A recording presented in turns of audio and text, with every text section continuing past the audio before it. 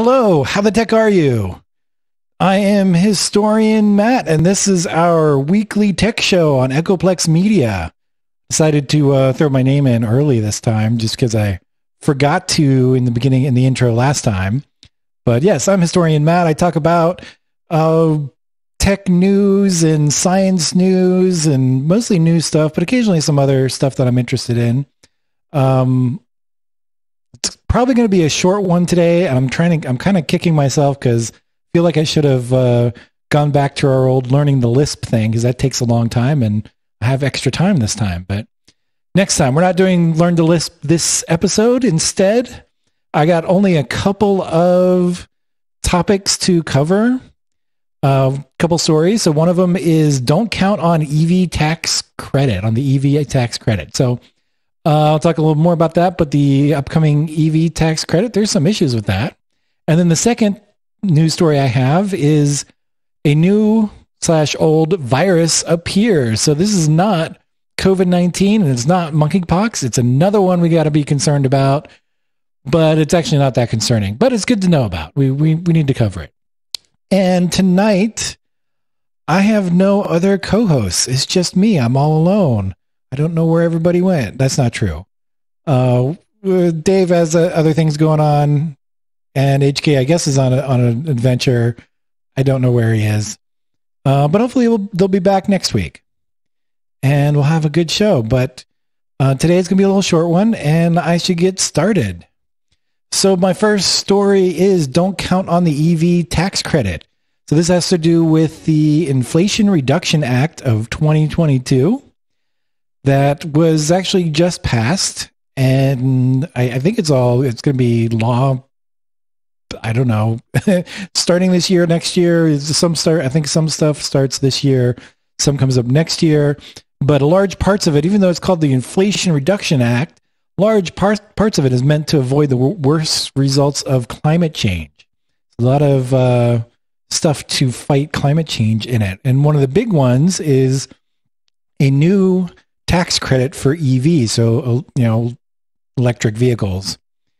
I like to cover electric vehicles. They're pretty cool. I have one myself. It's a Tesla, and I should have waited to buy it so I can get this tax credit. But the truth is, it may not apply because there's some caveats with this new tax credit. The first one is it only applies to sedans that cost less than $55,000. I don't know if my Tesla, which is a Model Y, counts as a sedan. It's supposed to be like a small SUV, so maybe it doesn't. Maybe it would fit on the next one. But if it's a bigger one, it's not a sedan.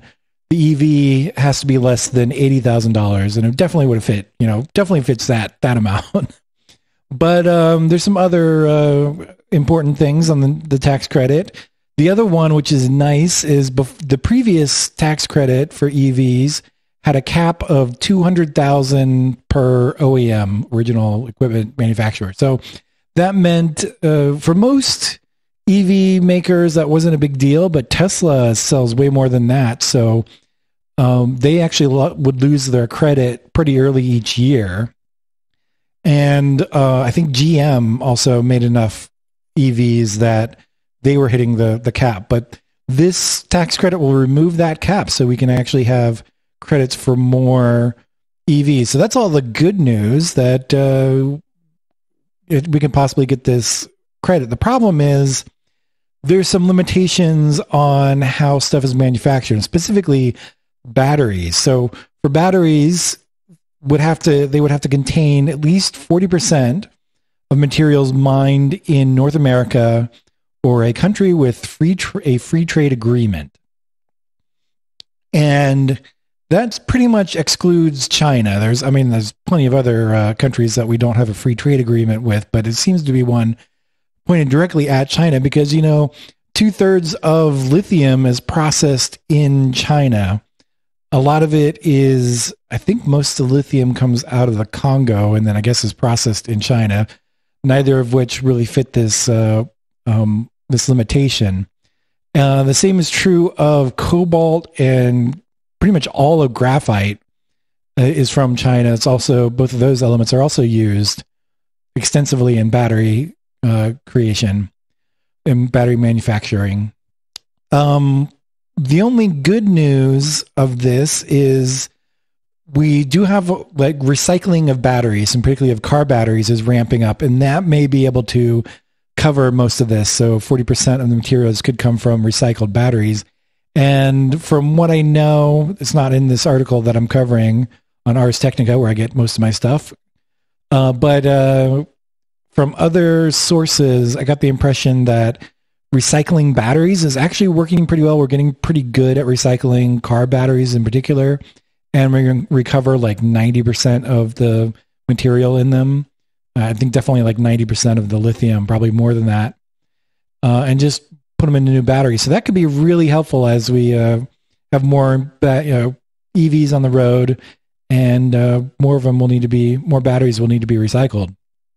So there's another part of it, which is you can get half the credit if the battery was constructed in the United States or something.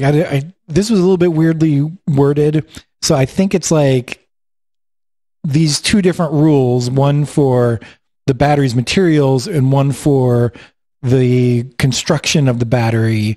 Each count for like 50% of the credit, I guess. So if you don't have one, you can get the other one if you do it right. So in this case, you can get half the credit if the battery is fully constructed in the United States. The problem is hardly anybody has factories building batteries in the United States. Tesla, of course, is a U.S. company and has their battery factory in Nevada and is starting to pump out batteries that I think are being used in all sorts of cars, especially ones that are coming out of the Gigafactory in Texas. So they may be able to pass this one without too much trouble. And GM also constructs some batteries in the US. I'm not as clear on the extent. I don't know specifically where their factory is, but GM does seem to be able to handle that, to cover this to some extent. But yeah, no other car manufacturers have factories at the moment in the US. Some of them are in the process of building battery factories in the US, but they're not, the factories, big factories like that, especially high-tech ones that are doing stuff like building batteries, can take multiple years to build. So not sure if they're going to be able to pass this obstacle this time around. So all in all, with these rules, it's possible that no EV sold in the US will fully be able to take advantage of the tax credit for now. And we'll have to keep an eye on this and see what happens in the future. And that's all I have for that. I would ask if anybody has any questions, but nobody else is here with me. So I'll keep going. My second story is a new/old virus appears. This particular one is about the polio virus, which is an old virus that's been around. We have a vaccine for it, but apparently the polio virus was just recently found in samples from the New York City sewage. This is the first time it was found here, and it suggests that the polio virus is spreading in the population in and around New York City. There was a case of paralytic polio, hard to say, but one case was found in nearby Rockland County. I don't know the New York area that well. I don't know where Rockland County is, but it's nearby apparently. And the man who got it, who got paralytic polio, really bad case, was not vaccinated against polio. And this is a bit concerning because only 1 in about 200 cases of polio cause paralysis.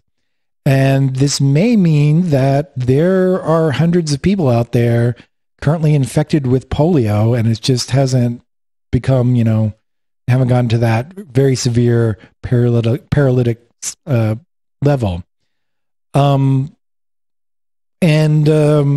The paralysis caused by polio is a huge problem, and you really don't want to get it. Now, the good news on this, because polio has been around for a long time, we have a vaccine, And it was a huge deal when a polio vaccine was created. But most people in the U.S. are actually already vaccinated against polio. There's a 4-dose inactivated poliovirus vaccine, basically where they have the poliovirus and they inactivate it, kill it so it doesn't actually cause the disease, but your immune system can recognize it and start creating antibodies against it. And that is routine. That vaccine is routine in the U.S., and it's a 4-dose schedule that most children get their first 3 doses by the age of 18 months, and the 4th dose is usually given between the ages of 4 and 6. I believe that's inclusive.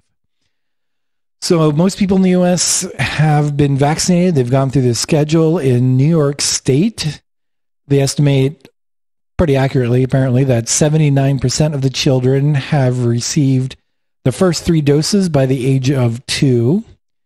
And that's good, not great. I mean, you really want to get into the 90% level. In Rockland County specifically, though, the vaccination rate is as low as 60%, which is quite low. Shouldn't be that bad, especially for a very routine vaccine. The good news is New York City itself, the rate is closer to 86%.